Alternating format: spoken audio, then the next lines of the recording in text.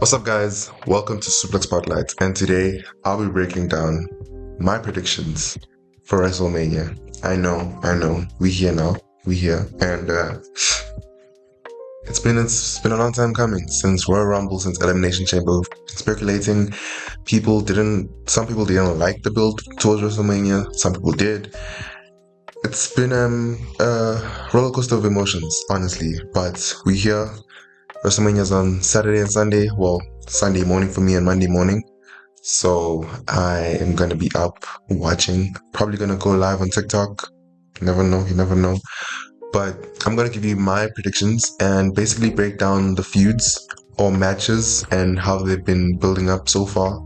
I know I didn't release any Raw review as yet or NXT review, but I didn't think it would be necessary because of, I don't know, it's the last week. There are go home shows, so obviously they're gonna be promoting WrestleMania, and I don't want to be repetitive with what I've been saying for the past few weeks. You get what I mean? But yeah, I'm gonna give you my predictions and my breakdowns. Probably gonna make a stand and deliver predictions video as well. So keep an eye out on that one. Probably gonna do it on TikTok as well. So keep an eye out on that one. And let's get to it. So these are not gonna be in order. Um, yeah, they're not gonna be in order. Honestly, obviously, I don't know what match is gonna start or whatever it could be, but I know that the card is already stacked and it was released. So I'm gonna go through everything that I think is gonna happen and obviously my predictions for the matches. Okay, so let's talk about the match that's obviously not on the card anymore. Kevin Owens versus Randy Orton. Honestly, I've said how I felt about this match being cancelled. Um, Disappointed that Kevin Owens got injured, and I feel for him as well because this was this was another banger coming, honestly, for the both of them, for him and Randy Orton, because this storyline has been building up for a long time, and honestly, I feel for both of them. And Randy Orton is heading to, I think he's like 20th year in WrestleMania. So it would have been appropriate for him to have a match that has so much meaning and against Kevin Owens because they were a tag team as well for the past year. And it would have been a nice match, honestly. I would have allowed it to have like a stipulation, like a no holds bar or something like that, but obviously it didn't happen and nothing progressed towards it happening because of Kevin Owens' injury. But there were rumors that Randy might be getting a new opponent. And honestly, whoever it may be, there were teasers that it could have been Nick Aldis, Solo Sikoa, whoever it could have been. I really think Randy Orton is going to win that match. It's Randy Orton. And he's, like I said, this is his, I don't know, 20th Mania. Like, it would have made sense. It would have made sense. So I think Randy Orton is going to win. If he is gonna wrestle. I'm not sure. It's a bit shaky. We'll see this Friday on SmackDown what happens. But like I said, it's a bit shaky. I don't know if this match is actually happening or not, or a match that involves Randy Orton at all. So the next match is Rey Mysterio versus El Grande Americano. Okay, so with this match, right? I'm I'm a bit 50-50. I don't think this match deserved to be on the card, honestly. I honestly, Rey Mysterio has been in matches that are like gimmick matches, if I could put it that way, for the past year. Like it's more not necessarily gimmick matches, but like funny matches. Um, but like I think 2 years back he was with he was in a match against Dominic, and that match was fire. All like because like son versus father, father versus son match. It had a build between Dominic and Ray where Dominic is basically calling Ray a deadbeat and having arguments with his family and all that while he's in the Judgment Day. That was a cool match. And then we have this match, a Grande Americano, a new luchador, guys. But anyway, a new luchador who wants to be the best luchador out there and is proving it. I mean, on a weekly basis, cool. And then we also have Rey Mysterio, who's trying to uncover who El Grande Americano is. It's funny when you think about it, honestly. So I think this match is gonna be honestly entertaining, and I honestly think Rey Mysterio is gonna win because he's gonna probably unmask El Grande Americano, and it's obviously Chad Gable, guys. Let's just let me stop beating around bushes. Chad Gable. Although people will be like, "Oh, why isn't Chad Gable in the WrestleMania card?" He's there, guys. Look at him. That's Chad Gable. But Rey Mysterio is winning this match and unmasking El Grande Americano after the match. And the next match is for the women's WWE Tag Team Champions, Liv Morgan, Raquel Rodriguez, who are the tag team champions, versus Lara Valkyria and Bayley. This is another match I didn't think needed to be on the card. Like there were so many other matches that are deserving to be on the card. Um, Honestly, I don't think we needed this match. It could have been a match on SmackDown. But anyway, that's my opinion. I feel like we could have elevated a bit more the women's mid card champions. Like Lara Valkyria is the Intercontinental Champion for the women's side, and she's in a match fighting for the tag team champions. I don't know, man. I don't know. Even the United States champion for the women's side is not on the WrestleMania card. So I'm not sure if this match is gonna live up to the promo or the hype that they've been pushing for it, but I don't know. Bayley also seems out of place as well because Bayley has been having a feud with Roxanne Perez on NXT. I don't know, but for my prediction, Liv Morgan and Raquel are gonna retain. This is just like a throwaway match, honestly. You're gonna see a pattern here because this is another match that I did not want to be on the card. 4 months, Triple H and the other creatives on SmackDown have been building up the WWE Tag Team Champions. And honestly, the tag team division on SmackDown compared to Raw is so much better. Raw is known as the flashy show, the more entertainment side show, and SmackDown has always been known as the hard hitting show, the fight now talk later type of show, if you get what I mean. And the tag team division on SmackDown has been like that completely. They brought in the Machine Guns. Pretty Deadly has been on fire. The Street Profits, who are currently the WWE Tag Team Champions, have been fire. And DIY. They've been holding up the tag team division on SmackDown. And then you get Raw. Don't get me wrong. The War Raiders are like they're class wrestlers. They're good at what they do. But to have them versus the New Day, who won the number one contenders match for the World Tag Team Champions, I don't know, man. That could have been a match that could have maybe Raw after WrestleMania or the go away, um, the go away, the go home show. My bad. The go home show to WrestleMania on Raw, like 2 days back. But yeah, honestly, I think the New Day is gonna win this match. They need some form of momentum and they need some, I don't like cheap heat, and they need the World Tag Team Champions to prove that they are the best. They're still the best. Okay, now to matches that I'm actually looking forward to. The United States Championship match. LA Knight. Yeah. Versus Jacob Fatu. I've been saying this for weeks, and you probably know my answer by now, but let me give you a breakdown on why this match is so important. First of all, number one, LA Knight is the perfect opponent for Jacob Fatu because he's brash, very energetic, charismatic on the mic. and he's a great United States champion, honestly. And on the other hand, Jacob Fatu is on fire right now. He's over. And there's potential of many other feuds if he has the United States champion. Now, some may say that Solo Sikoa or Tama Tonga may cost him the match. Some may say that.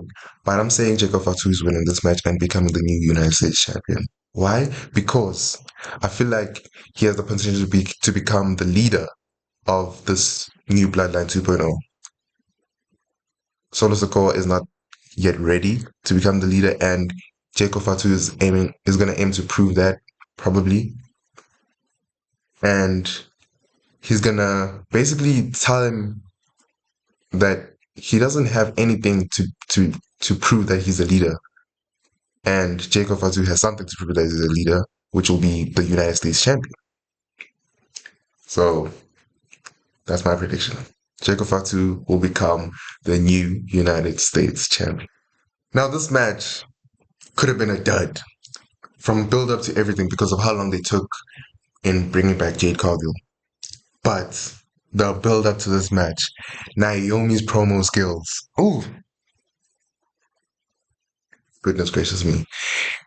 This match is going to be a banger. I really hope there could have been like a stipulation to this match as well, but I don't know what they're doing. Triple H is sleeping for some reason, but this match is going to be a banger. Jade Cargill is with no doubt going to dominate this whole match. Naomi is going to pull in some cheap shots here and there, but Jade Cargill is winning this match. This is going to carry on her momentum and potentially face someone who might be winning later on that night or night two. Never know. And then we got a match I've been advocating for since Royal Rumble. Maybe even before. A multi-man match. Fatal 4-way Intercontinental Championship match for... I don't know how long I've been advocating for this match, but Braun Breaker, Penta, Dominic Mysterio, and Finn Balor in a fatal 4-way match. This is gonna be so good. This is gonna be a classic match in itself. But here's where I'm going with this match. Braun Breaker has been a great Intercontinental Champion, and he's like a typical powerhouse. No talk, just gonna beat your ass. Plain and simple. Let's put that one aside. Penta has had a great debut for the past few months in WWE. Had a stellar performance at the Royal Rumble. On Raw, has been one of the top stars, new, like up and coming stars on Raw. But I don't think he's ready to hold the championship as yet, in my opinion. Now, the two on top, dirty, bomb ass Dominic Mysterio and Finn Balor. The two on top have an interesting story, interesting dynamic that has been brewing for months now. Dominic Mysterio has been wanting to add a new member to the Judgment Day. And Finn Balor has been like, nah, why? We don't need a new member. Basically portraying the leader of the group, you know? And Dominic Mysterio has been saying like, Finn, it's going to be very beneficial. And Finn has been portraying this whole babyface turn like it's been teased. It's been teased, honestly. It's been teased. But I don't know how long it will take for him to turn. Okay. I don't know how long it will take for him to turn. Now, my thing is, and I think I said this a week or so back, I predict Dominic Mysterio to win the Intercontinental Championship match in a scummy way. I'm not predicting him to win it in an honorable way, but in a scummy way. Probably being held by Liv, Raquel, or Carlito, whoever it may be, in a scummy way.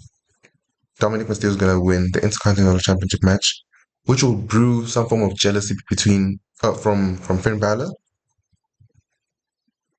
and Finn Balor being kicked out of the Judgment Day. Hear me out. Hear me out. This will prove that Dominic Mysterio has his head right and he knows what he wants. And adding a new element to the Judgment Day and him becoming a leader of the Judgment Day because I mean he's the one who's holding the gold and Finn Balor has been lacking in that department for the past couple of years, isn't it? He knows what's right for the Judgment Day and knows what's wrong for the Judgment Day. And one of the things that are wrong for the Judgment Day at the moment is Finn Balor because he's always bringing them down. So I predict Dirty Dominic Mysterio to win the Intercontinental Championship match. Now, this match has the potential to become a banger because of the stipulation itself. It's a Sin City street fight between Damian Priest and Drew McIntyre. Now, a lot of people were disappointed when Drew McIntyre was rumored to be an opponent for Damian Priest at WrestleMania. Because, I mean, some people don't like Damian Priest, and I don't know why, honestly. He's a great talent, but hey, to each their own, innit? But this match and its build up has been fantastic. Drew, as egotistical as always, versus Damian Priest, who's trying to humble him. Tell him that you're not that, you're not everything that you think you are, man. And the build has been fire, honestly. You having brawls left, right, and center. So it makes sense why it's a street fight. So in my opinion, it's a difficult prediction to make, but I think Damian Priest is gonna win. Why? I don't know. It's gonna build more momentum towards him, and this is their first match together, so it would make sense to have more like a trilogy. Triple H likes trilogies, so we could have the same match at Backlash where Drew could potentially win, and have the same match after Backlash where Drew could potentially win again and give him the whole feud basically. But it would be nice to give Damian Priest a WrestleMania moment because it's funny. Last year he stole Drew McIntyre's WrestleMania moment as well by cashing in his Money in the Bank, but that was all Drew's fault. So you see, this match is coming full circle as well because Drew's ego cost him the World Heavyweight Champion. So yeah, Damian Priest is winning this match. This is another match that has a potential to becoming a banger. I mean, because it's AJ Styles, he's the phenomenal one, and it's because he's facing up against Logan Paul. I've said this numerous times. I don't like Logan Paul. I don't, honestly, I just don't like him. And as much as he is bad on the mic, he's a stunning performer. I don't care what people say. I don't give a damn what people say. He's a stunning performer in the ring. And he even got a sick new finisher. I don't lie. Like, that finisher is cold. That finisher is cold. But, like, what did he call it? The pulverizer. Anyway, I think this match is gonna hit hard. Um, as much as I hate to say it, I think Logan Paul is gonna win. He needs more, I don't know, more convincing run than his previous runs. As he was the US champion, he was meh, he was okay, honestly. But I think on Raw, if he, I don't know, ties himself into the mid card scene, the mid card championship scene, he'll probably excel as well. Um, so we'll see where that goes. We'll see where that goes. But Logan Paul is winning this match. Okay, so it's time for the important matches of the card. The Women's World Champion match between Io Sky, who's the champion. Shout out Io, Rhea Ripley, and Bianca Belair. Now this build it's been building for since Royal Rumble when um was it Bianca Belair? No, it wasn't. I think it was Rhea. I can't remember. But since Royal Rumble, it's been building that these three have gonna face each other. No, it's since Elimination Chamber, yeah, when Bianca Belair won. It's been building that these three are gonna face each other when they had their standoff and before the match between Io and Rhea on that Monday. And then Io won. Because why? Rhea Ripley let her emotions get to her in it. Thinking that Bianca Belair is cheering for Io and all that stuff. Knowing very well that she was going to lose to Io. I mean, it's Io, guys. Come on. But anyway. And then Bianca and Io was confirmed. Rhea Ripley threw a fit. And because she was Rhea Ripley, everyone expected that Rhea Ripley's going to have a place in the match as well. And then they were like back and forth. Them to Bianca and Rhea disrespecting Io by shoving her face and all that stuff. Then Io retaliating by slapping the piss out of them. And then as time went on, Io and Bianca had a contract signing, and then Rhea Ripley started stealing contracts now. Like it was confusing at first, but like the build kind of made sense as time went on. And then to last week, or yeah, to last week when Io, Bianca, and Rhea were in the same ring, and Io Sky had enough. They didn't want to hear from her. It was basically between Rhea and Bianca. Actually, if I was Io, I would have left because they're not respecting me as the champion. I would have left, face each other without the champion. You get it? You get it? Because you guys don't recognize me as a worthy opponent, basically. So make it make sense. But anyway, Io retaliated, missile drop kicked Rhea Ripley from behind into Bianca Belair, and she signed the contract and dipped with her champion.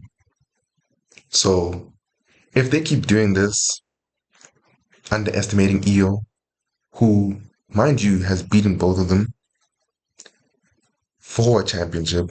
Io once cashed in on Bianca to win, obviously, the WWE Women's Champion.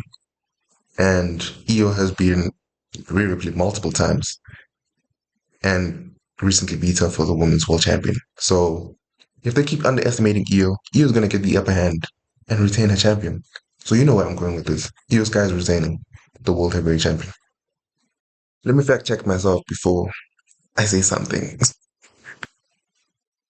Remember when I put out a video a couple months back of the potential Royal Rumble winners? And I technically put Charlotte Flair as number one for the women's side. Yeah, I regret that decision. She's a piece of shit. She's a piece of shit, honestly. But I think that builds to her character as well. Um, yeah, I don't really want to go into this match, honestly. Remember, but I would say, remember when I said Jade Cargill is going to win her match between against Naomi? Yeah, it's because of this match. As much as I hate to admit it, it's because of this match. Why? Because I think Charlotte Flair is going to win. Charlotte Flair is going to win the women's champion, and I think she's going to build up to a reign until SummerSlam, and she's going to have a feud with Jade Cargill. They've teased it. They've teased it. Um, but yeah, like, eh. Nah, I changed my mind. I changed my mind. Changed my mind. Actually, that match between her and Jade Cargill does not need a championship. I changed my mind. Tiffany Stratton is winning. She's retaining. Yes. Tiffany time. Yes. She's retaining. No, y'all haters hate the fact that this match is still happening and cry about it. Cry about it. Honestly, in my opinion, this build has been okay. It hasn't been great. It hasn't been excellent. It's been great. Like, I mean, it's been good. My bad. It's been good. Why? Because Gunther really did showcase hell for Jey Uso ever since he won in the Royal Rumble. And it's been scary. But at least we got Crash Out Jey Uso in the end. And as much as they didn't interact on Monday, this is going to be a banger of a match because I feel like Jey Uso is going to be dominated the whole entire, like for the whole match. And he's going to pick up momentum at the later stages of the match. That's been the story between these two. Last year at Saturday night's main event, they were they were battling out for the World Heavyweight Championship. And there was this face that Gunther gave Jey Uso after Gunther won. A face of being terrified. I don't forget what I mean. Being terrified. Like, damn, I could have lost that match because Jey Uso has that passion. He has the passion, charisma, and he has the fans behind him. And Gunther was terrified. And ever since Jey Uso won the Royal Rumble, he has tried so hard to downplay the win. Basically saying that, I mean, I expected to face anybody else but Jey Uso, John Cena, I don't know, Randy Orton, Roman Reigns, whoever the top names may be, he expected to face CM Punk. But there is no denying of how over this guy is, Jey Uso. Merchandise sales, fans, charisma, the way he articulates himself in the ring when in a promo battle. And four letters, one word. Ye. Jey Uso's winning the World Heavyweight Champion. Cry about it. Cry about it. So let's go into the main event of the show. So for the main event for night one, Seth Rollins versus Roman Reigns versus CM Punk, who has Paul Heyman in his corner. That was the favor all along. That was the favor all along. I thought the favor would be, hey, Paul, manipulate your way into making me part of the WWE Championship match in some way or form. I don't know. But that was the favor overall. And the the dominant factor in this whole feud is Paul Heyman. So, first of all, Roman Reigns is being, well, he's betrayed. Again, no surprise there. That's like Roman Reigns' arc in WWE. Like that's his story in WWE. And he got betrayed again. And this time by Paul Heyman. And he's going in alone at WrestleMania. And then at first, I thought that Seth Rollins was a bit out of place in this match. But with all the rumors circulating, and I'll get to the rumors in a sec, with all the rumors circulating, it makes sense why he's in this match. In my opinion, it makes sense why he's in this match. Um, but let's go to CM Punk before I go into the rumors about Seth Rollins. CM Punk is going into his first WrestleMania main event. There is a God. There is a God. And I'm happy for him, man. I'm happy for him. He's going to his first WrestleMania main event with his best friend by his side. And this overall is going to be a banger of a match. So many egos, big personalities. Lovely. Now on to the rumors. The rumors are Seth Rollins is going to win this match. And it's because Paul Heyman is going to pull the ultimate swerve of all time and side up with Seth Rollins. I don't know who came up with this rumor, but for the past few weeks, it makes so much sense. On SmackDown, CM Punk came out talking to his people in Chicago, and later on that night, Paul Heyman basically being sad about these two guys who are important to him, Roman Reigns and CM Punk. And also a little bit happy because he's going to be walking into WrestleMania with CM Punk. And then Seth Rollins came out talking about why are you so happy or why are you so infatuated about these two guys who you don't mean anything to, you don't mean nothing to. Like when you were attacked by Solo Sikoa, Roman Reigns was not there to help you. He was at home doing whatever it may be. And where has CM Punk been for all these years? Tell me. And Seth began to threaten Paul Heyman. Like, if I could do something right now, no one would ever come and help you. Until CM Punk obviously came out and beat up Seth Rollins. And then there was one small misstep and CM Punk got a curb stomp from Seth Rollins. As CM Punk was recovering, Paul Heyman checking on him on the floor. Paul Heyman in a vulnerable position to get a curb stomp from Seth Rollins.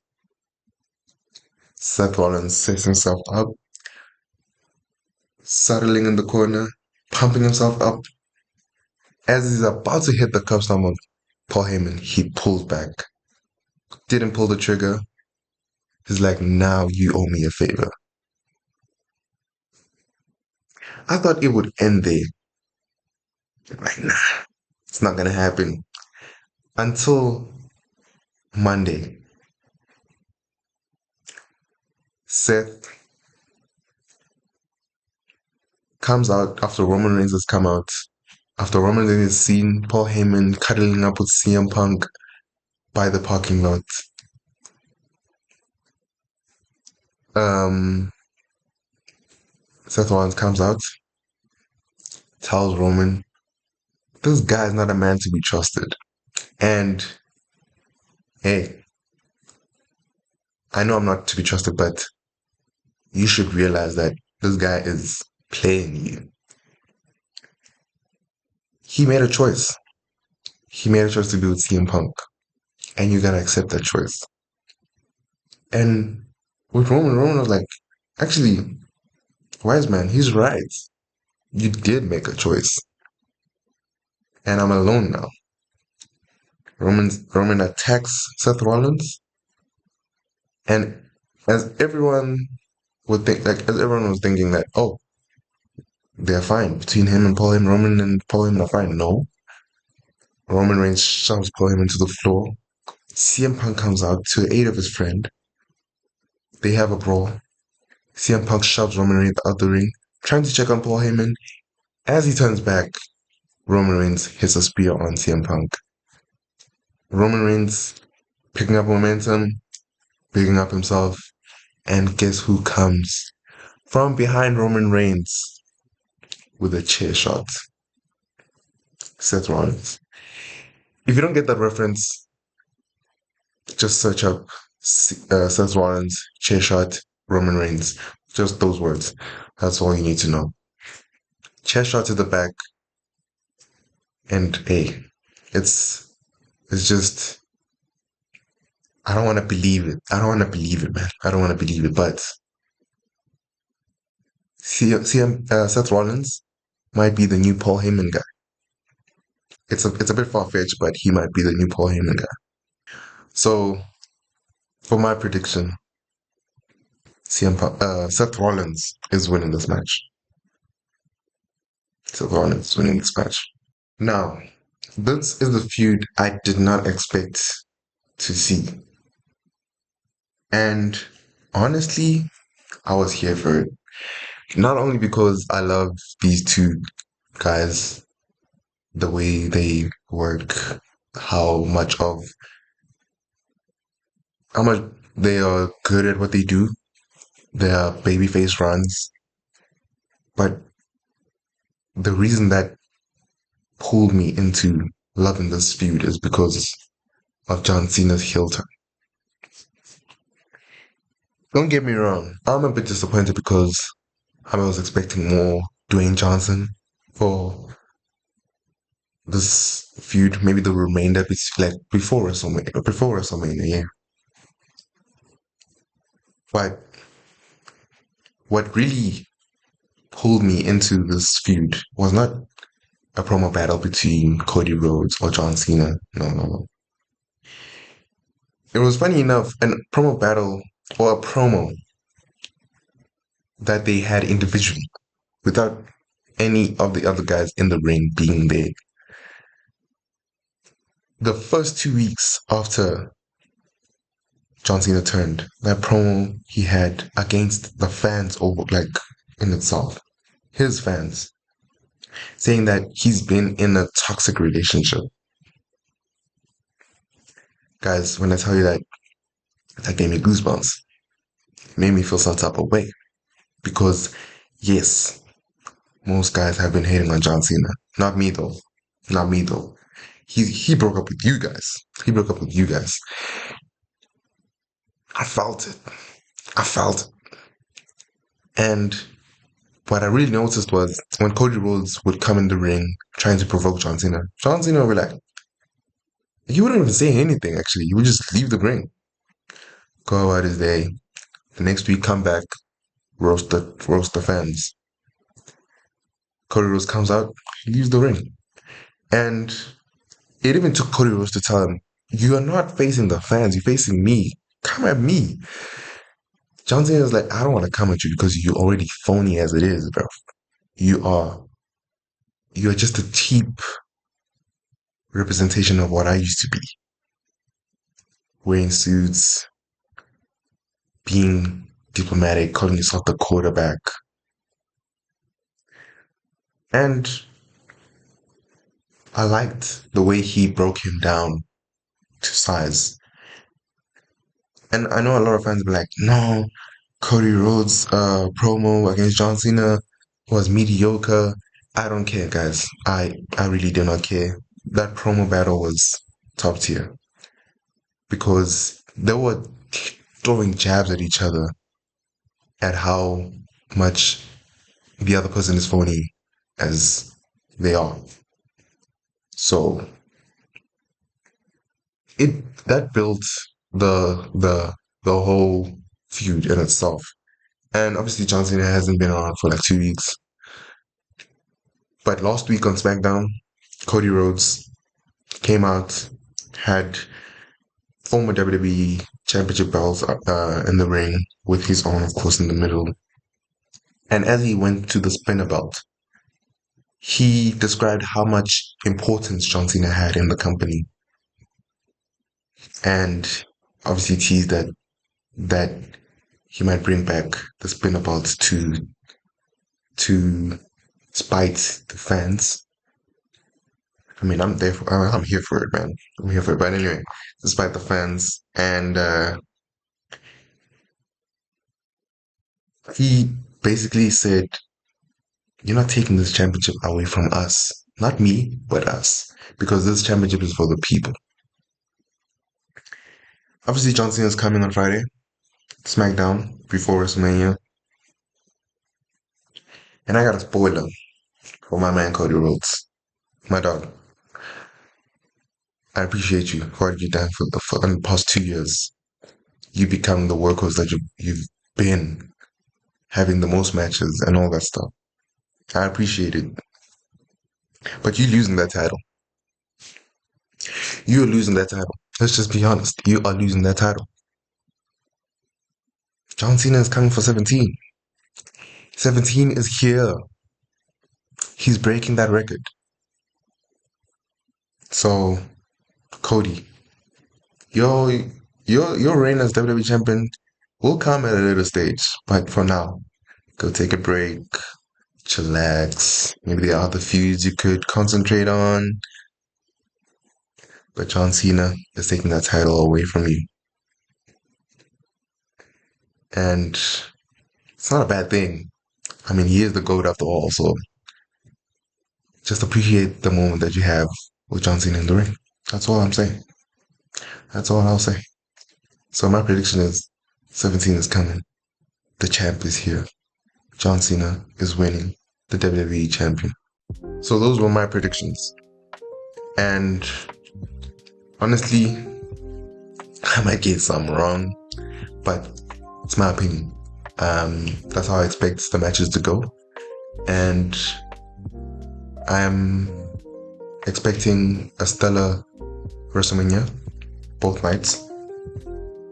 And we'll see what happens. See what happens. I'm excited. I'm very excited. Comment down below.